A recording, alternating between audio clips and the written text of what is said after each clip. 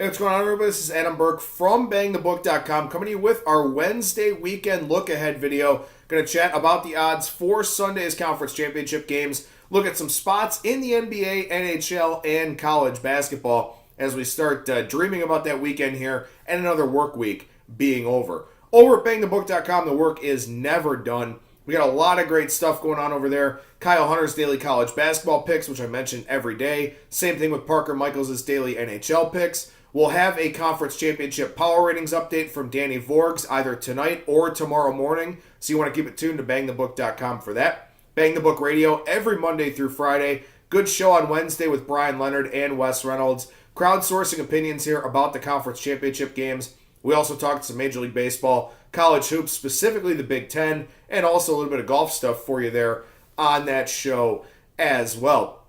Over at BangTheBook.com, though, we got our free pick contests. We got a lot of great daily NBA and college basketball prediction pieces. Then, of course, as we get into the weekend here, we'll have a preview for the UFC event and get you fully prepared for prop bets, derivatives, all kinds of different stuff for these two games coming up here this weekend in the NFL. And we'll start with those on this Wednesday weekend look-ahead video, beginning with the NFC Championship game. That is the New Orleans Saints hosting the Los Angeles Rams. Line 3.5, pretty much market wide. You do have some very heavily juiced threes out there. Total on this game of 56.5. We really haven't seen a whole lot of movement on side or total for this game. I think the sports books are definitely in a good position with these two games because they're not going to have to move these numbers around a whole lot. We've seen some weather-related moves on the total for the AFC Championship game, where you've got Kansas City a 3-point favorite. Total now back up from 54 to 55.5. Certainly not the 57 or 56.5 that it opened, but the sportsbooks are in very good position with these two games right now. They're simply moving juice around. The spots that are 3.5 on the Saints game, able to stay there, move that juice around, minus 105, even money, plus 105. The books at 3 on the Kansas City New England game, 3 with juice all over the market. So right now, it looks like both of those sides are going to work out for the sports books right now. Totals continue to bounce around. I do think that Rams and Saints game does get hit by a wave of sharp action tomorrow. Limits do go up on sides and totals, so I would anticipate that we're probably in the 55.5 or 55 range for the NFC Championship game by tomorrow evening.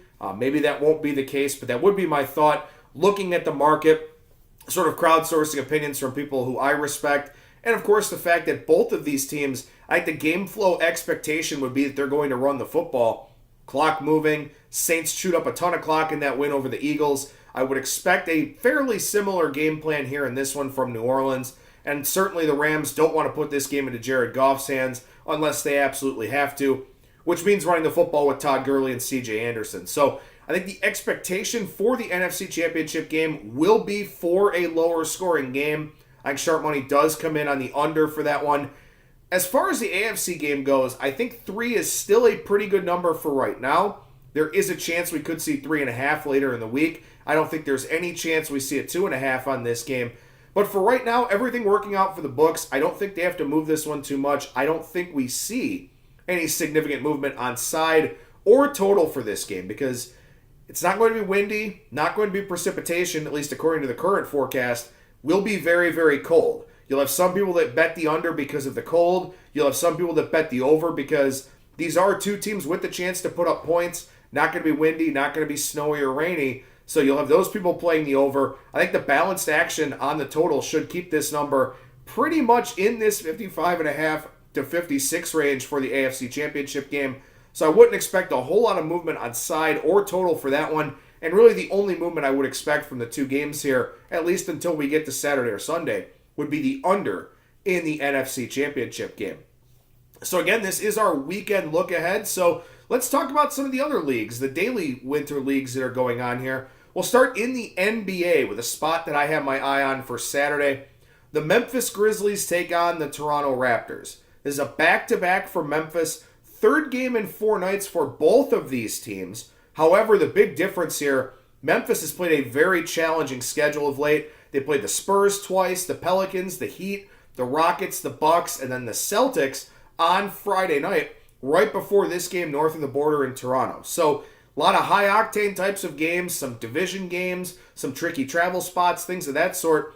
For Toronto, while this is a third game in 4 days, it's the same thing that it is for Memphis, but I think Memphis has played the much more difficult schedule here of late, also playing some of those games against important conference foes, like Toronto a little bit here on Saturday night. Of course, we'll see what this line looks like, and the back-to-back will be factored into the number, but that is a spot that I've got circled for Saturday in the association. One spot on Sunday, this one's very, very obvious, but as you're looking ahead here, looking to circle some of these games for the weekend, the Cleveland Cavaliers play the Denver Nuggets on Sunday. It's a back-to-back with travel and an altitude double for Cleveland, coming off of the game on Saturday night against Utah. So, last game of a 6-game road trip for the Cavaliers here. If Denver is the least bit motivated, they should be able to name the score in this game. You're going to have to lay a very uncomfortable number if you want to take the Nuggets, but this spot for Cleveland, absolutely awful. Denver would be the only way that I would look, and again, it sort of hinges on whether or not you want to lay that big number there with Denver. How about we move over to the NHL for a few spots I've got circled for this weekend? Saturday night in Las Vegas, the Pittsburgh Penguins are in town. This is a back-to-back coming off of a game against Arizona. But what's really interesting about this spot here, outside of Marc-Andre Fleury facing his former team, is that the Penguins will not play another game until after the All-Star break. NHL All-Star break begins, I believe, on Friday of next week, carries over into the next work week. So for Pittsburgh, they've got about 8 or 9 days off. Now, of course, they're well represented for the All-Star game, as they are every year, but they don't have to play any games next week, whereas a lot of other teams around the league at least playing 1 or 2 games. Some teams playing 3 games in 4 days next week, but Pittsburgh doesn't play at all. So I would expect the Penguins to hang around Las Vegas a little bit. Maybe some friends and family come out. Maybe their parents come out, something like that. So this should be a really interesting situational spot for Pittsburgh. They're going to want to get these 2 points, I think, before shutting it down until after the All-Star break. And like I said, some of these guys probably going to stick around in Las Vegas. And even the guys in the All-Star game could stick around because they don't have to worry about traveling in until Thursday or Friday for that. So a really intriguing spot here for the Penguins. Maybe try to read up on this one, check out what the beat writers have to say, because it would not shock me at all if a lot of the Penguins players just kind of hung around Las Vegas for a few nights. And I think because of that, you don't want to go a week and a half just sitting on a loss. So I think we get a really max effort from the Penguins here on Saturday night in Las Vegas. I think they will be a slight underdog in this game. I think that is a fairly decent look on Saturday night in the NHL. A couple of games on Sunday to bring to your attention here. Ducks and Islanders. The Ducks playing a back-to-back of day games. They play early on Saturday, then they play early on Sunday against the New York Islanders. The Ducks have dropped 12 in a row. They're a disaster. Randy Carlyle will probably get fired at some point. Last game of a long road trip for them. Islanders coming off of Friday night's game against Washington. Probably going to lose that game. Could be a little bit upset going into Sunday, but an awful spot for Anaheim. Of course, this one will be built into the number. Maybe something of more of a moneyline parlay consideration for you, but that was one spot I did highlight earlier in the week in my article. And then a spot I do like here, the Carolina Hurricanes on the road against the Edmonton Oilers on Sunday night. Look, it's a very long trip from Raleigh out to Edmonton, but Edmonton's playing a back-to-back after playing their provincial rivals, the Calgary Flames, on Saturday night. So this is not a good spot at all for Edmonton. First road game for Carolina here. Usually teams like to use that first road game as a little bit of a rallying point. I will probably be on Carolina Sunday. We'll see what the price looks like for this game. But with Edmonton in a back-to-back off of a rivalry game, I got to think this spot, despite the long travel, sets up better here for the Hurricanes. Couple of games and then one overall talking point in college basketball for this weekend to wrap up our Wednesday weekend look-ahead video. Virginia plays Duke this weekend. Virginia off of that very impressive performance last night against the Virginia Tech Hokies. Duke off of that overtime loss to Syracuse, their biggest loss at Cameron Indoor. So now they draw another tough defense here in the Virginia Cavaliers. I don't know what I would want to do from an actionable standpoint in this game. Obviously, we'll have to see what the line looks like. But, you've got a Duke team right now. It's a little bit banged up. Zion Williamson dinged. They've had some injury concerns.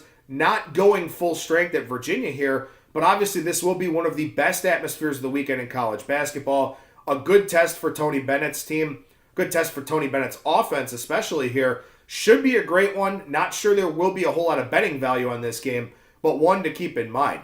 A game that may have some betting value as we go very, very deep into the card, out to the WAC. New Mexico State takes on Utah Valley.